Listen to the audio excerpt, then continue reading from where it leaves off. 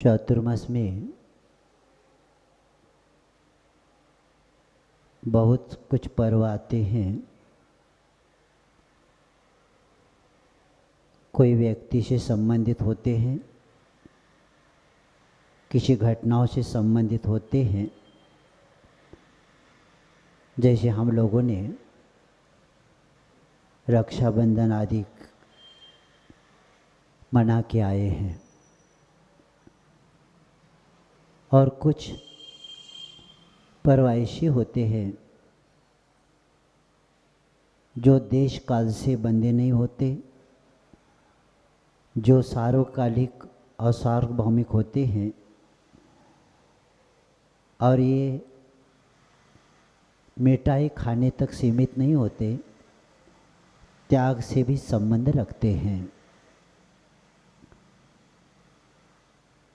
ये परिवेशन पर्व आज आत्मशुद्धि का पर्व है, आत्मनिरीक्षण का और आत्म विकास के लिए यह परिवेशन पर हमारे सामने दशलक्षण पर्व आया है। क्योंकि भाद्रपद मास जो भद्र परिणाम उपस्थित करने वाला होने के कारण, ये व्रतों की महिमा बताने के कारण इसको हम क्या बोलते? भाद्रपद मास। क्योंकि भद्र ने कल्याण, कुशलता, क्षेम, यानी यह पर्व हमें व्रत, नियम, निष्ठा को स्मरण करवा देता है, त्याग के लिए एक कारण हो जाता है। तो ये पर्युषण पर्व भी बोलते हैं कई लोग। जो प्रदूषण को दूर करने वाला होता है उसको पर्युषण पर्व होते हैं। जो हमारे आत्मा में राग, द्वेष आदि जितने भी क्या होते हैं कि हमारे आत्मा का पर्यावरण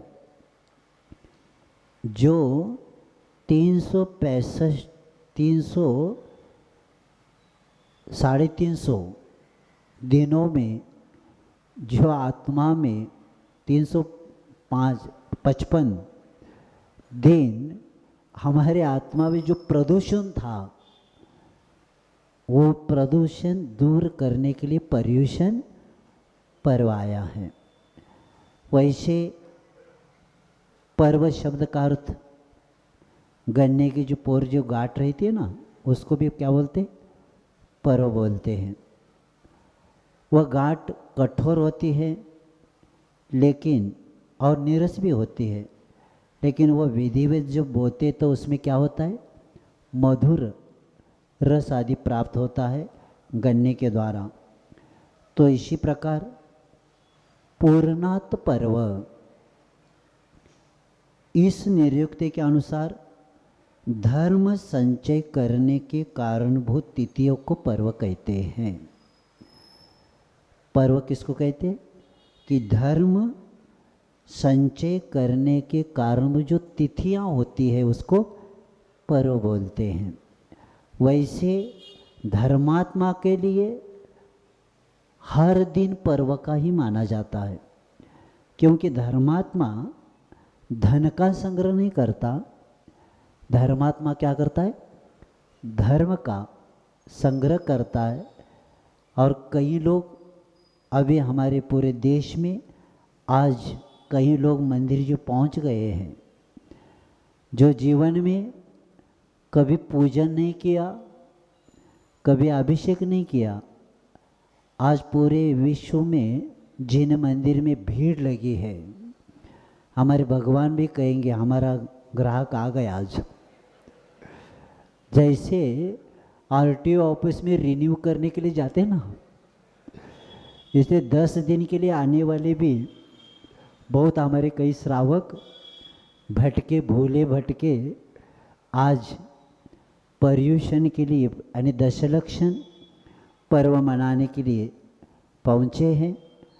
क्योंकि आज का दिन पूरे वर्ष का हिसाब करने का एक दिन हमारे सामने आया है। हमारी दिवाली हो रही है कि दिवाला हुआ है, हो रहे हम, ये देखने के लिए, आज ये जानने के लिए ये पर्व आया है। क्योंकि आचार्यों ने बताया है, परिसमन्तात् पाप निर्क्रमानि उष्णन्ति दहन्ति आत्मानं परिशुद्धति, ये सब पर्युषण, यानी जिसके द्वारा आत्मा 5 पाप और 8 कर्मों के कारण जो अशुद्ध हुआ है उसको शुद्ध करने के लिए, नाश करने के लिए ये पर्युषण पर्व आया है। इसको पर्युषण भी बोलते हैं। पेज उषण, पेज यानी राग द्वेष, उषण यानी जलाना। ये पर्व राग द्वेष को जलाने के लिए ये पर्व हमारे सामने आया है। तो ऐसे उस संसारी जीव पर्युषण पर्वरूपी रसायन के द्वारा अपने उस पापों को धोके, जो स्वयं के द्वारा जो कर्म का प्रदूषण है, आत्मा में कर्म के प्रदूषण को दूर करने के लिए ये पर्युषण पर्व हमारे सामने आया। और ये वीतराग वाणी हमें सुनने के पहला पात्र बनना चाहिए। हर व्यक्ति जिनवाणी नहीं सुन सकता। जिस तरह शेरनी का दूध हर पात्र में रख नहीं सकते, चांदी का हो, पीतल का हो, लोहे का हो, स्टील वाला हो, कोई भी हो, उसमें शेरनी का दूध नहीं टिकता। शेरनी के दूध के लिए क्या चाहिए? सुवर्ण का पात्र ही चाहिए। तो उसी तरह हम हमारे भावों को इतने उज्जवल बनाएं कि वह वीतराग वाणी सुनने के हम पात्र बने। तो आज उत्तम क्षमा ये धर्म हमारे सामने आज प्रारंभ हो रहा है। और इसके लिए आचार्यों ने धर्म की व्याख्या अलग अलग प्रकार से भी बताए हैं कि धम्मो वत्तुसामहो खमादु जीव दस्यो धम्मो रैन तयम च धम्मो जीवानम रखनो धम्मो। आचार्य कहते हैं कि वस्तु का स्वभाव धर्म है, क्षमादि 10 धर्म है, रत्नत्रय ही धर्म है, और जीवों की रक्षा करना भी धर्म है। तो इस तरह धर्म की व्याख्या बताते हुए पूरे धर्म की व्याख्या वस्तु का स्वभाव ही धर्म है। इसके लिए आचार्य गुणवद्र महाराज जी ने आत्मानुशासन में एक उदाहरण बताते हैं कि जिस सरोवर में बड़े बड़े मगरमच्छ हैं तो वह सदा इधर उधर जाते रहते, बड़ी बड़ी मछलियां हैं। तो ऐसे उस सरोवर में शांति से निर्द्वंद करने वाला व्यक्ति, कोई तैरने वाला व्यक्ति नहीं जा सकता। तो इसी प्रकार जब तक हमारे आत्मा में कषाय रूपी मगरमच्छ रहेंगे तब तक आत्मा में क्षमादि धर्म का विचरण नहीं हो सकता। और इसीलिए हृदय को सरोवर की उपमा दिया है। इसलिए दिया है, आत्मा को सरोवर की उपमा देने का कारण यही है, जैसे सरोवर में पानी होता है उसी तरह जो शीतल होता है वैसी प्रत्येक आत्मा स्वभाव से क्या होती है? शीतल होती है। लेकिन वही जल जब अग्नि का संपर्क लेता है तब वह पुनः क्या बन जाता है? वह जल गर्म बन जाता है, विभाव में चला जाता है। लेकिन आग लगने के बाद वही पानी क्या करते? उबालते हुए पानी को भी अग्नि में डालेंगे तो क्या होता है? आग बुझ जाती है। इसलिए बुझ जाती है कि विभाव में जाने के बाद भी, उष्णता होने के बाद भी वह अपना स्वभाव नहीं छोड़ता, तो शीतलता के कारण अग्नि बुझ गई। उसी तरह प्रत्येक आत्मा एक ऐसा शांत स्वभाव वाले प्रत्येक व्यक्ति है, लेकिन कर्म के कारण प्रत्येक व्यक्ति उससे प्रभावित होता है। और अनंत काल से यही हुआ है। अनंत काल निकल गया, जन्म मरण करते उसका एक ही कारण है, हमने अभी तक उत्तम क्षमा को धारण नहीं किया। कभी कभी मन में प्रश्न आता है, क्या हम अनंत काल से यात्रा करके आ रहे क्या? कभी कभी प्रश्न आता है कि आत्मा में भी अनंत शक्ति है क्या नहीं? तो उसके लिए आचार्य कहते हैं, अनंत काल जन्म मरण आत्मा कर रही है तो भी मृत्यु को प्राप्त नहीं हुई। तो ये बता के कहते हैं, जैसे अनंत पर्याय निकल गई, लेकिन आत्मा तो वही है। इसका यही कारण है कि अनंत काल निकल जाने के बाद भी उसका अस्तित्व बना रहा। उसका एक ही कारण है कि प्रत्येक आत्मा में अनंत शक्ति होती है, लेकिन उसका उद्घाटन होना ज़रूरी है। और इसीलिए हमें क्रोध से बचना है, क्योंकि क्रोध ही व्यक्ति को पतन की ओर लेके जाता है। और चारों पुरुषार्थ में इसीलिए आचार्य बताते कि धर्म पुरुषार्थ करने वाला व्यक्ति ही आगे बढ़ सकता है। लेकिन हमने अनंत काल क्रोध का साथ दिया, और इसीलिए क्षमा धर्म हमारे सामने नहीं रहा। पुराणों में कहानियाँ आती हैं पांडवों के बारे में।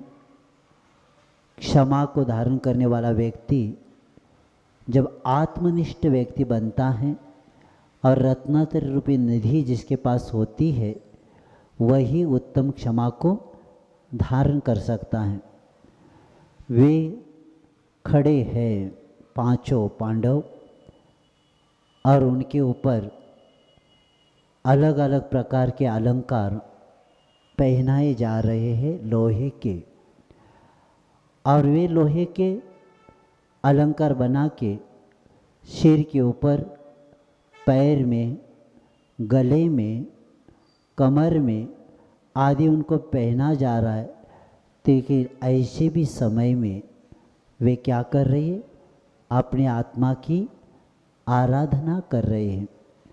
और यही प्रसंग आचार्य कुंद देव बताते हुए शब्द बताते, जिस तरह स्वर्ण अपना स्वर्णत्व स्वभाव को नहीं छोड़ता, जितना स्वर्ण को हम अग्नि की परीक्षा देंगे तो उतना वो स्वर्ण क्या होता है? निखार को प्राप्त होता है। उसी तरह आचार्य कहते हैं, पांडवादिवत पांडव भी ऐसे निखार को प्राप्त कर रहे हैं कि जैसे जैसे ये उपसर्ग होता जा रहा है तो उसको वे क्या कर रहे हैं? सहन कर रहे। क्योंकि स्वर्णत्व तब आता है जब स्वर्ण की अग्नि परीक्षा होती है। उसी तरह ज्ञानी का ज्ञानीपन कब आता है? जब वह व्यक्ति रत्नत्रय के, उस रत्नत्रय के द्वारा, ध्यान रूपी अग्नि के द्वारा अपने आत्मा को क्या करता है कि और निखार लाता है। तो पांच पांडव उसको सहन करते जा रहे, और सहन करते समय लक्ष्य यही है कि बस रत्नत्रय ही धर्म है। शरीर के ऊपर अलंकार का कुछ प्रभाव नहीं पड़ रहा है, और उसका एक ही कारण है, पर्याय से प्रभावित नहीं है, द्रव्य से प्रभावित है। और वे परीक्षा देते जा रहे। और ये भावना कब होती है? क्योंकि दया की रक्षा करने वाला, दया प्रसूति धर्म, जिस तरह व्यक्ति जैसे हिंसा प्रसूति सर्व दुखानी, जैसे हिंसा दुखों को जन्म देती है, उसी तरह दया ही धर्म को जन्म देती है। और इस दया के भाव करते हुए जीवों की रक्षा जिन्होंने लक्ष्य बनाया है, ऐसे रत्नत्रय के धर्म का पालन करते हुए वे अपने उस रत्नत्रय के धर्म की सुरक्षा के लिए परिशह और उपसर्ग को सहन करते गए। और इसी के कारण वे पांचों पांडव ध्यान में लीन है, लेकिन थोड़ा सा भी शरीर से ममत्व नहीं है, क्योंकि ध्यान करने वाला व्यक्ति शरीर से अतीत होने के बाद ही ध्यान होता है। शरीर से मोह रखने वाला कभी व्यक्ति ध्यान नहीं कर सकता। तो ऐसे शरीर अतीत उस आत्मा का ध्यान करते गए। जैसे अग्नि से तपा हुआ सोना होता है और स्वर्ण को जितना भी कसौटी पर कसा जाए उतना ही निखार को प्राप्त होता है, उसी प्रकार अग्नि में तपकर वे पांडव अपना ध्यान, क्योंकि उनका लक्ष्य है उत्तम क्षमा। उपसर्ग करने वालों के ऊपर वे प्रभावित नहीं है, इसलिए नहीं है क्योंकि सम्यक दृष्टि कर्म के उदय को स्वीकारता है, वह किसी को दोष नहीं देता।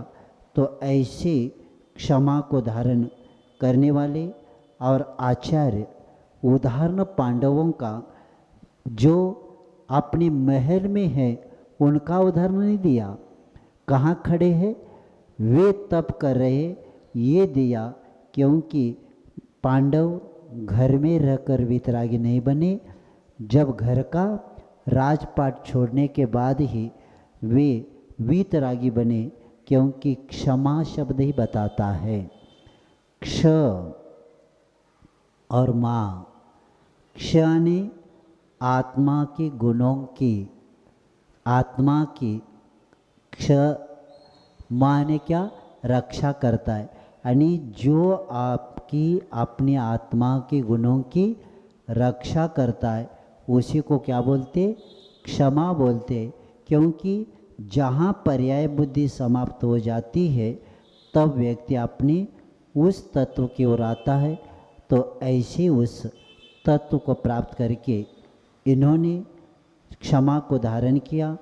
और इसीलिए आचार्य कहते हैं जिस प्रकार किसान खेती करते समय पहला भूमि को साफ सुथरा कर देता है, उसमें घास फूस है उसको उखाड़ देता है और खेत को क्या करता है, समतल बनाने के बाद ही बीज का क्या करता है, वपन करता है।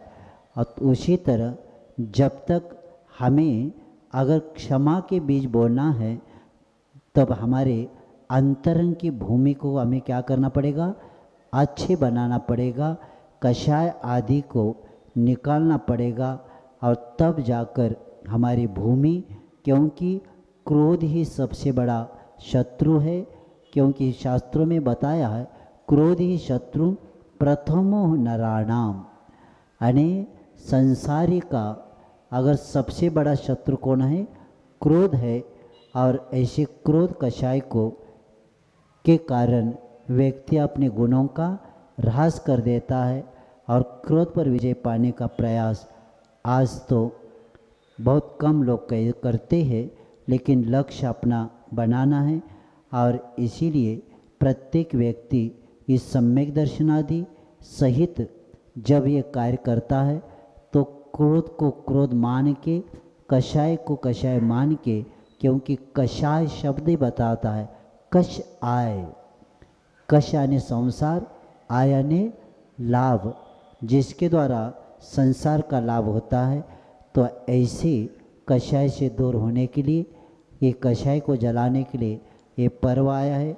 आज तक हम लोगों ने कमट के द्वारा ही, जैसे पार्श्वनाथ भगवान जी का हम सप्तमी मनाकर आए, मोक्ष सप्तमी, उस दिन हमने बताया था कि हमें पार्श्वनाथ पर जो कमट ने उपसर्ग किया था, इतना उपसर्ग करने के बाद भी 7 भव तक चल रहा था, लेकिन एक बार भी सामने वाले की व्यक्ति के प्रति क्रोध उत्पन्न नहीं हुआ, क्योंकि कमठ का लक्ष्य सामने वाले कर्मठता के साथ अपना कार्य करता गया, लेकिन पार्श्वनाथ के जीव ने एक बार भी उत्तर नहीं दिया, क्योंकि जहाँ कषाय बढ़ने की संभावना होती है वहाँ व्यक्ति अपने परिणामों को ठीक करने के लिए, क्योंकि सामने अग्नि जल रही है तो अग्नि में हम बोल लेंगे तो अग्नि में ईंधन डालने जैसा होता है। देख लेना, संसार व्यक्ति जब सामने वाला क्रोध करता है ना, तो हम भी क्रोध करेंगे, उत्तर देंगे तो क्या होता है, और वो ज़्यादा भभक जाता है। क्योंकि पंडित जी का ऐसे भी, जैसे मुनि महाराज का बताया, पंडित जी का भी पता होगा कि बरैया जी ने ऐसा ही, उसके घर वाली जब भी आती थी, आते ही पति को कुछ बिना बोले बिना कुछ बोलती ही नहीं थी। भोजन के लिए बैठने लगे तो पहला, कई श्राविकों को आदत होती है 4 शब्द पहला बोले बिना परोसते नहीं, वो क्या नहीं करती, इधर उधर की बातें, तो ये आदत ही रहती। तो उसी तरह जब भी पंडित जी भोजन को आते थे तो पहला तो बोलना वो शुरू कर देती थी, और हर रोज सुनने की आदत किनको हो गई थी, पंडित जी को हो गई थी। तो बहुत बार बोलने के बाद पर्व आ गया, और पर्व के दिन, क्षमा के दिन आया नहीं होगा लेकिन मैं बता रहा हूँ, क्षमा के दिन भी परोसते समय कुछ बोलने लगी। अब इतना बोलने के बाद पंडित जी के प्रभाव नहीं पड़ा तो उसको आया गुस्सा, आज एक भी शब्द नहीं बोल रहे। तो उन्होंने क्या किया, बोलते बोलते उत्तर नहीं आया, इसलिए वहाँ बातें भरी हुई थी, वो क्या किया, उनके ऊपर डाल दिया। तो पंडित जी ने कहा बहुत अच्छा, अब क्षमा का दिन है, तो क्या कहा, बहुत अच्छा, आज तक गरजती थी आज बरस गई। क्योंकि सामने वाले का क्रोध इतना हो जाता है, लेकिन आचार्य कहते हैं क्रोध करना अपने धर्म को जलाना। क्रोध हम कर रहे तो सामने वाला कुछ हो या न हो, लेकिन क्रोध करने वाला व्यक्ति अपने धर्म को, अपने गुणों को क्या करता है, जला देता है। इसीलिए पार्श्वनाथ के उस जीव ने इतना कार्य किया। इसलिए आचार्य से एक बार बता रहे थे कि कमठ के मठ में हमें नहीं रहना है। अब आज पर्व शुरू हो गया तो हमें क्या करना है, कमठ के मठ में नहीं रहना है, हमें पार्श्वनाथ के आश्रम में अभी रहना है। क्योंकि जहाँ क्षमा की साक्षात मूर्ति, ऐसे उनके आश्रम में रहना है। क्योंकि हमें श्वान नहीं बनना है, सिंह बनना है। श्वान और सिंह में क्या अंतर है, श्वान क्या करता है और सिंह क्या करता है। आप कुत्ते को पत्थर मारेंगे तो कुत्ता क्या करता है, पत्थर को पकड़ने लगता है, और जो सिंह के ऊपर मारने के लिए जाता है तो सिंह क्या करता है, मारने वालों के ऊपर छलांग मारता है। तो इसीलिए कर्म के उदय को आने के बाद कर्म को ही हम समाप्त करेंगे, हम निमित्त के पीछे नहीं लगेंगे। और ऐसे उस भगवान के द्वारा जो हमें आज ये प्राप्त हुआ है, ऐसे क्षमा को हमें प्राप्त करना है। और क्योंकि आचार्यों ने बताया है कि क्षमा को धारण करने वाला व्यक्ति ही हमें जन्म जरा मृत्यु के नाश को कर सकता है। और इसीलिए नीतिकारों ने बताया, गीता में भी आया है कि क्रोधाद भवन्ति सम्मोह, सम्मोह स्मृति विभ्रम, अस्मृति भ्रमाद बुद्धिनाशो, और बुद्धिनाशात प्रणश्यति। यानी क्रोध से मूढ़ता आती है, और मूढ़ता से स्मृति क्या होती है, हमारी भ्रांत हो जाती है, और स्मृति भ्रांत होने से बुद्धि का नाश हो जाता है। और बुद्धि का नाश होने से व्यक्ति का भी नाश हो जाता है। इसीलिए हमें, क्योंकि वर्तमान में लोग हम देखते हैं कि स्वास्थ्य भी बिगड़ने का कारण है क्रोध। विज्ञान ने सिद्ध किया है, कई कई लोगों का स्वास्थ्य इतना बिगड़ जाता है, बाकी का शरीर चेक करने के बाद लगता है शरीर में कुछ बीमारियां नहीं है, तो भी क्रोध के कारण भी बीमारियां, रोग होने की संभावना होती है। इसलिए विज्ञान कहता है कि क्रोध करते समय मन को उत्तेजित होता है और खींची हुई अवस्था में वो क्या होता है, रुक जाता है।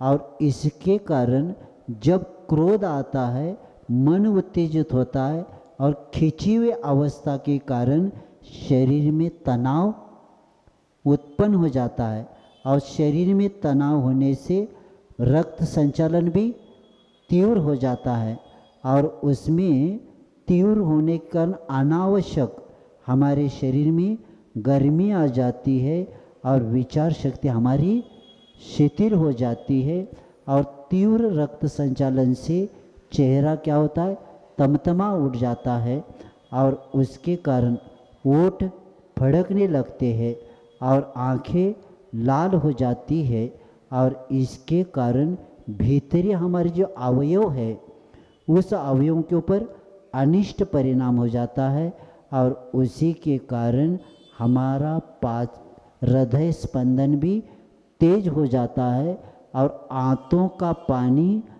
गर्मी से सूखने लग जाता है।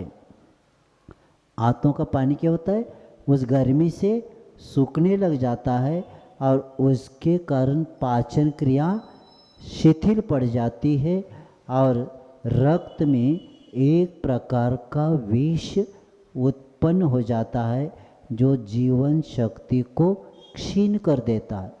देखो क्रोध जिस दिन होता है ना, जिस दिन राग द्वेष जाता है ना, शरीर क्या होता है, शिथिल बन जाता है और इसके कारण हमारे शरीर में जो एड्रिनल ग्रंथियों से क्रोध की स्थिति में जो हार्मोन्स स्रावित होते आते थे और वे रक्त के साथ मिलकर जिगर में पहुंच जाते हैं और वह जमे हुए जो ग्लाइकोजन हैं उस शर्करा में, उसमें ग्लाइकोजन को शर्करा में बदल देता है और यह अतिरिक्त शक्कर शरीर पर विघातक प्रभाव डालती है और इसी के कारण शरीर की हानि तो होती है, कर्म का भी बंद होता रहता है।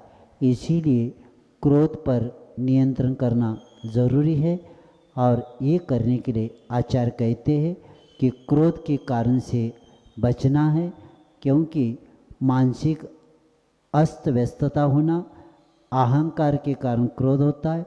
जब इच्छा पूर्ति नहीं होती तो क्रोध होता है और अपेक्षा को क्षति पहुंचने से या अस्वस्थ व्यक्ति होने के कारण भी क्या होता है, क्रोध करता रहता है और क्रोध की हानियाँ धर्म का नाश होता है, शरीर का नाश होता है और 10 प्राणों का नाश भी अपना हो जाता है और आपसी भी रिश्ता भी टूट जाते हैं और विवेक भी नष्ट होता है और कोई क्रोधी को कोई पसंद नहीं करता। इसलिए क्रोध को नियंत्रण करना है। चिंतन धारा को बदलने से भी क्रोध कम होता है। तत्व ज्ञान की ओर आना ही क्रोध कम होना। वीतराग तो याद करते ही, जैसे आचार्य मानतों कहते हैं कि भगवान को स्मरण करते ही हमारा पाप क्या हो जाता है, जैसे सूर्य का उदय होते अंधकार नष्ट हो जाता है, उसी तरह तत्व ज्ञान या वीतराग भगवान को स्मरण करते हमारा क्या होता है, क्रोध कम हो जाता है। और कभी कभी अगर नहीं होता तो उल्टी गिनती करते जाना तो भी कम हो जाता है और कभी कभी ज़्यादा अगर हो जाए तो क्या करना, नमोकार मंत्र 9 बार बोल के उत्तर देना है, संकल्प करना, तो क्या हो जाएगा, तब तक क्रोध कम हो जाएगा। अगर ज़्यादा होता है तो मुंह में पानी लेना, गुटकना नहीं। क्या कर रहा, मुंह में पानी लेना और वैसे रखना जब तक क्रोध है तब तक। क्रोध कम होने के बाद गुटकना। तो क्या हो जाता है इसके द्वारा। नहीं तो क्षेत्र का त्याग करना, जहाँ बैठ के राग द्वेष होने की संभावना है वो क्षेत्र को, या मौन रहना ही सबसे अच्छा है। तो ऐसे क्रोध को हमें जब तक क्षमा की आहुति नहीं देते तब तक क्रोध हमारा, और क्रोध ही हमें पतन के लिए कारण है। क्योंकि आज से विषय समय पर देते जाएंगे। प्रत्येक धर्म का पहला चल रहा था कि महाराज लोगों को सुबह का करना था, लेकिन महाराज लोगों ने कहा हमें समय, हम दोपहर करेंगे। तो हर रोज़ सुबह समय पर भावना का भी और एक एक धर्म का होता जाएगा। और ये भी याद रखना कि जिस तरह आचार्य महाराज ने एक दोहा बताए थे कि कुवत कम गुस्सा ज़्यादा लक्षण है पिट जाने का, आमद कम खर्चा ज़्यादा लक्षण है मिट जाने का। ऐसे ऐसे छोटे से लेकिन गुस्सा, क्या कुवत कम है लेकिन गुस्सा ज़्यादा है, तो किसका लक्षण क्या है, पिट जाने का लक्षण है। और आमद कम है और खर्चा ज़्यादा है तो लक्षण मिट जाने का है। तो इसीलिए ये पर्युषण पर्व हमें आमद बढ़ाने के लिए आया है। कौन सा आमद, बाहर का आमद नहीं, जो धर्म का संपत्ति है, कर्तव्य धर्म संग्रह। तो विषय कल में इसका भी थोड़ा सा बताऊंगा, क्योंकि समय पर आपको छोड़ना है, क्योंकि आपको भी 9:45 बजे तक ही, उसके पहले ही प्रवचन हमारा रहेगा, क्योंकि बाकी के आपका भी आगे की पूर्ण पूजन धर्म का करना है। और ऐसे पर्युषण पर्व यहाँ प्रारंभ हो गया है। प्रत्येक व्यक्ति पूजन भी करेंगे, क्योंकि भावनाओं का ये आपका जो अभी ये 10 लक्षण पर्व चल रहा है, उसके साथ भावनाओं की भी पूजा हो रही है। तो 16 करण भी और यानी 10 लक्षण पर्व, दोनों पर्व अपने शुरू है। और इसका ये लक्ष्य यही है, आत्मा की शुद्धि हो जाए, आत्मा निरीक्षण हो जाए, और जिनको हमने आदर्श सामने रखा है उनके पद को हम भी बंदे तद्गुण लब्धे, उनके गुणों की प्राप्ति हमें भी हो जाए और हमारे दोष निकल जाए, और हमारे जो अनंत काल के कर्म का प्रदूषण है वह दूर होकर हमारे आत्मा का पर्यावरण ठीक होकर शाश्वत सुख प्राप्ति हो। इसी भावना के साथ अहिंसा परम धर्म की